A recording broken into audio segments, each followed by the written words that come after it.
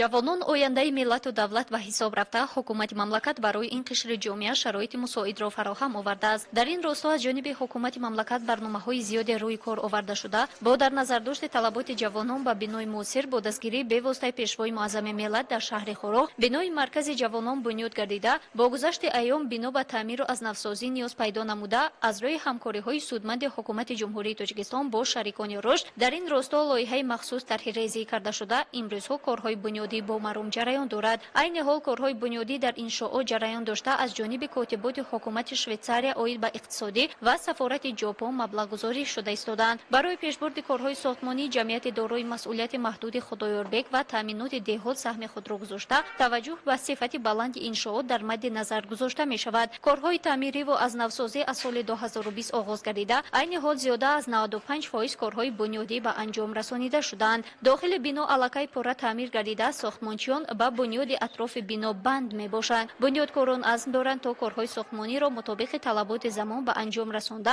дар пешрӯи ҷашни 30-солагии истиқлолияти давлатии ҷумҳурии Тоҷикистон иншоотро мавриди баҳрабардорӣ қарор диҳанд.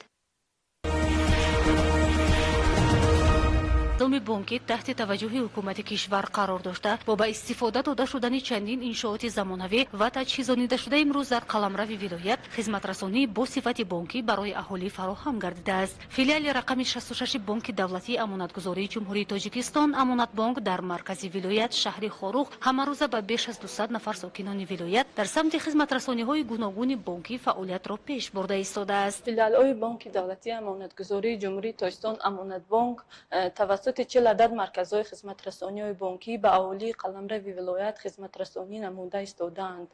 از شماره عمومی مرکزهای خدمت رسانی بانکی 4 عددشون از آن جمله 1 عدد خزینه بیگاهی و شبانه به شهر خروغ رسم می‌باید. مقصد اساسی تاسیس خزینه بیگاهی و شبانه این دسترسی به خدمت رسانی بانکی بعد از ساعت کاری میباشد. فراگیری مرکزهای خدمت رسانی بانکی با تجهیزات معاصر تکنیکی و پیوست‌شوی به برنامه تکنولوژی مولوی امکان داد که فعالیت مرکزهای خدمت رسانی شفاف و خدمت رسانی بانکی بهتر برآمده مانده شوند.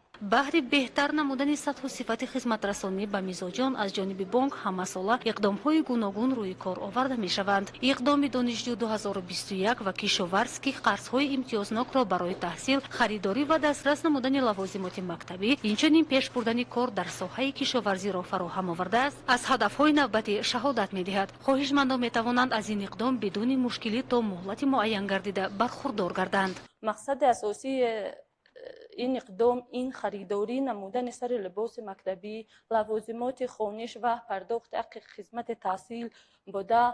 اقدام مذکور تا 30 سپتامبر سال 2021 دوام خواهد یافت. قرضهای دانش 2021 به مبلغ تا 15,000 سومانی تحت 18% سالانه و به مهلت تا 38 ما برای مانده شده است. قریب در همه جماعت و دهات قلمرو ولایت مرکزهای خدمت رسانی بانکی فعالیت نموده ایستادند و شهروندان می توانند از خدمت رسانی بانکی استفاده برند. با پیش رفتن تکنولوژی معاصر فعالیت کارمندان بانک دوچند آسان گردیده. برای میزاجان نیز بهر خریداری و پرداخت آسان پست ترمینال ها و خدمت رسانی QR کد دسترس کرده شدند که امکانیت پرداخت غیر نقدی را به ممانعت انجام دهند. در نظام بانکی تاجیکستان با راه اندازی برنامه‌های معاصر پرداخت‌ها بیشتر غیر نقدی می‌شوند. اکثریت خدمت رسانی‌های بانکی نیز به طور فاصله‌ای به راه مانده شده‌اند. شماره دارندگان کارت‌های بانکی در ولایت 69454 نفر را تشکیل می‌دهد. شماره پست ترمینال‌ها در ولایت 127 عدد را تشکیل می‌دهند. از آنها 64 عدد در مرکزهای سودا و خدمت رسانی می‌نمایند.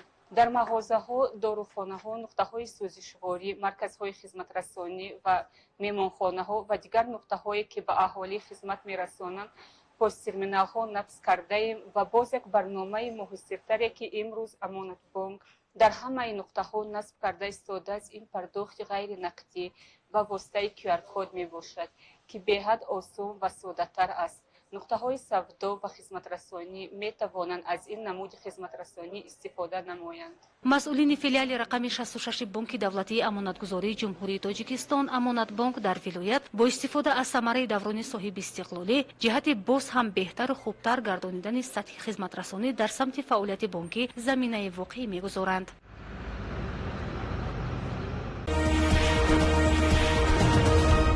собиқадорони мақомоти корҳои дохилии вилояти мухтори кӯҳистони Бадахшон зимни баррасии рӯзномаи ҷаласа оиди фаъолияти мақомоти шӯро дар давоми соли равон мавриди таҳлилу муҳокима қарор дод. Дар кори шӯро бо намояндагӣ аз вазорати корҳои дохилии ҷумҳурии Тоҷикистон, муовини якуми вазири корҳои дохилии ҷумҳурии Тоҷикистон, сардори истоди ба индораи мақомоти ҳифзи ҳуқуқ ва таъмини амният дар вилоят, генерал-лейтенанти милисия Аламшоҳзода Абдураҳмон Аламшоҳ, аъзои шӯрои собиқадорони вазорати корҳои дохилии ҷумҳурии Тоҷикистон, генерал-майори Мустафӣ, Давлатназар Булбулшоев ва дигар масъулони раёсати вазорати корҳои дохилӣ ширкат варзиданд. раиси шӯрои собиқадорони мақомоти корҳои дохилии вилояти мухтори кӯҳистони Бадахшон Рустам Имонбердиев зимни ироаи масъалаҳои марбут ба фаъолияти шӯро дар давоми соли равон маълумоти муфассал ироа намуда таъкид намуд, ки аъзои шӯрои собиқадорони мақомоти корҳои дохилӣ дар вилояти мухтори кӯҳистони Бадахшони раёсати вазорати корҳои дохилии вилояти мухтори кӯҳистони Бадахшон дар самти пешгирии ҷинояткорӣ, таъмини тартиботи ҷамъиятӣ, ҳифзи ҳимояи сарҳади давлатӣ ва мубориза бо гурӯҳҳои муташаккили ҷиноятӣ ва гардиши ғайриқонунӣ маводи мухаддир фаъолияти назаррасро аз худ нишон медиҳад.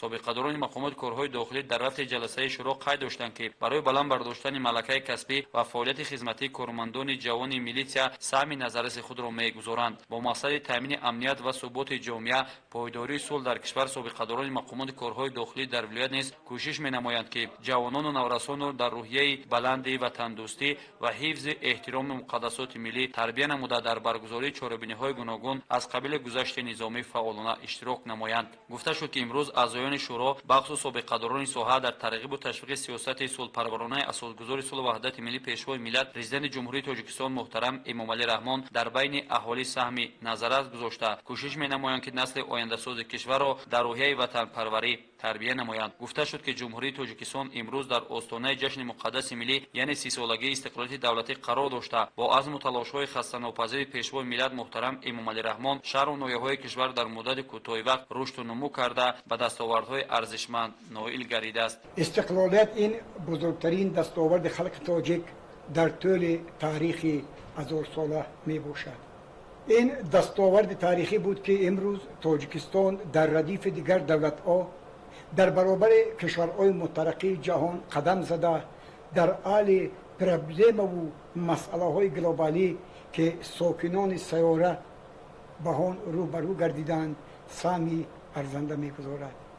با استفاده از فرصت خلق تاجیک و تاجیکان بیرون از مرزی را به مناسبت فرارسی جشن مقدس یعنی 30 سالگی استقلالیت دولتی جمهوری تاجیکستان تبریک و مبارکباد نموده در خاندان تمام تاجیکستانیان و تاجیکان بیرون از مرزی آرامی و آبادی، صلح و صلاح، وحدت یگانگی و آسمانی صاف و بی‌غبار را تمنا می‌نماید.